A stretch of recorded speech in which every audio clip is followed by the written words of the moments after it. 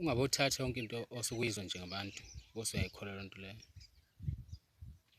Ezinye izinto ey'suke y'khulunywa nje abantu zisuke ngesile iqiniso, futhi isikhathi esiningi izinto ey'khulunywa abantu zisuke ngesile iqiniso. Ngakho-ke uma usuke nje izinto ey'suke zizokhulunywa abantu ungay'seyivi, wena uvele uthathe yonke into nje. Uma kuyizinto ethile usuyifaka ekhanda, usuyayibamba leyo nto leyo, usuyitshela ukuthi injalo, uyohleza udunyilwe ikhanda, uyohleza udlala abantu ngoba abantu basho noma yini. Manje uma uthatha yonke into eshiwo abantu, uma bebathi abantu ubucwebe bunesitha nzima, wena uma wabona umuntu nje ogqoke ubucwebe usuyoqhela-ke eduze kwakho, usuyocabanga ukuthi unesitha nzima, yabo. Leyo nto leyo ayinaso nje isidingo, yabo.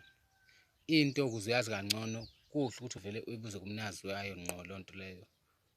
Ungahambi uthatha izinto nje osukuzizwa ngabantu ngoba kuvamile bafethu ukuthi abantu besho izinto, bekhulume ngezimo abangakaze bebe kuzona, yabo. Kuvamile kodwa uthole ukuthi ibona abenza ngazuthi lezo zimo lezo bazazi kakhulu, bedlule ngisho nalabo abasuke bekulezo zimo lezo. Ngakho-ke ngiyanixwayisa ngempela ukuthi musani ukuhamba nikholwa yonke into esuke ikhulunywa abantu. Izinto boyisefa, uyibone into ekhona, uyibone futhi into engekho.